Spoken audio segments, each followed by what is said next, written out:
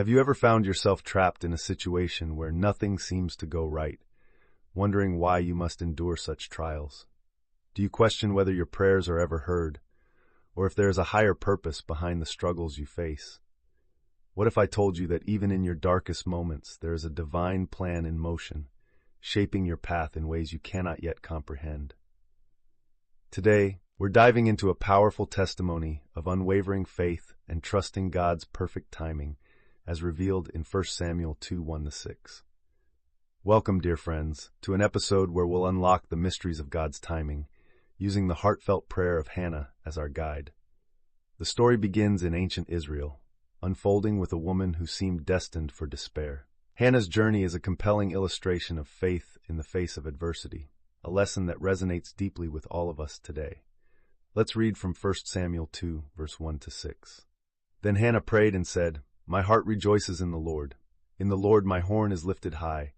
My mouth boasts over my enemies, for I delight in your deliverance. There is no one holy like the Lord. There is no one besides you. There is no rock like our God.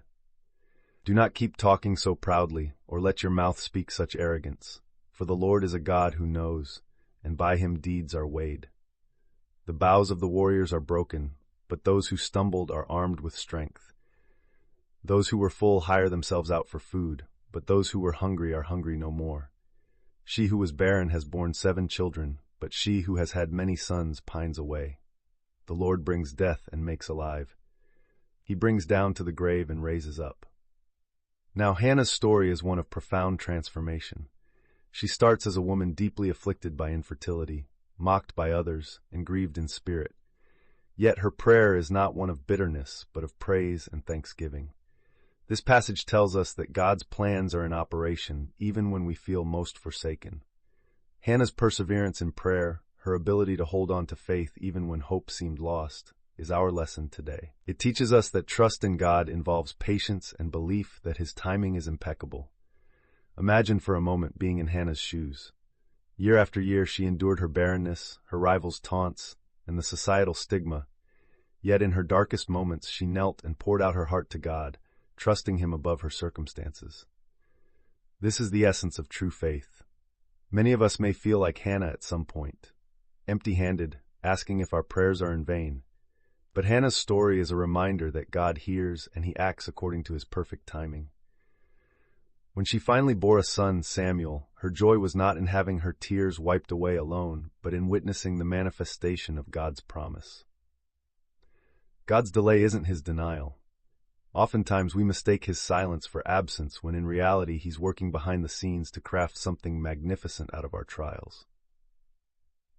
How many times have we given up just before our breakthrough, simply because we couldn't see the grand design?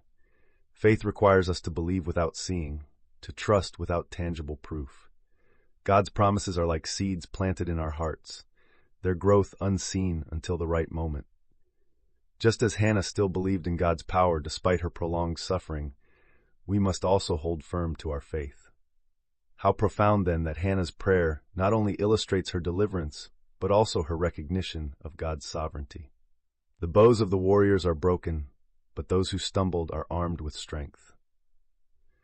This line reminds us that God can overturn any situation, transforming weakness into strength and despair into joy. Hannah's transformation speaks directly to anyone who feels stuck in a season of waiting. It is a testament to the idea that God's timing is not our timing, yet it is always perfect. This story calls us to examine our own lives. Are we impatiently challenging God's timeline? Are we trusting his plan only when it aligns with our desires, or can we find peace in his control? Consider the symbolism in Hannah's prayer. She mentions the breaking of warriors' bows, a reversal of power. This can be a metaphor for breaking down pride and realizing our strength comes from humility and reliance on God. Hannah's humbling experiences led her to a place where she could fully appreciate God's blessings, where material conditions were overturned by divine intervention. It is not by strength that one prevails. Those who oppose the Lord will be shattered. This line is not just about physical might, but about the struggle of wills, ours against God's. When we place our battles in his hands, we align ourselves with his overwhelming power and wisdom. Now, think about your own challenges. What are you wrestling with today? Is it a job that does not fulfill, a relationship that brings more pain than joy, or perhaps a health issue that seems insurmountable? Take comfort in knowing that just as God transformed Hannah's plight, He is working on your behalf too. Remember, His ways and thoughts are higher than ours, intricately woven into a tapestry of grace, often hidden from our immediate view. Hannah's story culminates in her giving Samuel to serve the Lord, a poignant act of gratitude and recognition of God's work in her life. This symbolizes the ultimate act of trust, offering back to God what He has given us. It is in this motion of giving and returning that we fully participate in His divine plan. Here lies our challenge and invitation, to entrust God with our deepest desires and highest hopes, even when His timing seems mysterious. Trust, patience, and faith in His promises can transform our lives just as they did for Hannah.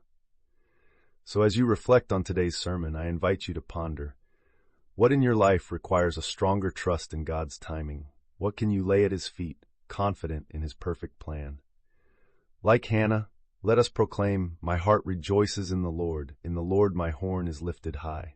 Let this be a declaration of our faith, a testament to our trust in God's perfect timing, even in our darkest moments. And remember, just as the barren woman bore 7 children, so too will God's promises come to fruition in your life, bringing life, hope, and rejuvenation. Hold steadfast to your faith, for God's timing is always perfect. Now, if you feel that same faith and trust in God's bigger plan, I encourage you to leave a comment saying, "I believe and wait," so we all know you stand firm in faith. This is a supportive community, and your words may encourage someone else who needs that reminder today. In closing, remember that the journey of faith is a journey of trust in divine timing. God's plans are always at work, even when we cannot see them. Keep the faith, be patient, and let your heart find peace in the knowledge that God's perfect timing is ever at hand. Join us next time as we continue exploring the profound lessons from 1 Samuel, diving into new insights and revelations that will inspire and encourage you in your walk of faith. Stay blessed and keep trusting in God's perfect timing. Until we meet again, may you walk in the light of His love and wisdom, ever hopeful, ever trusting, ever faithful.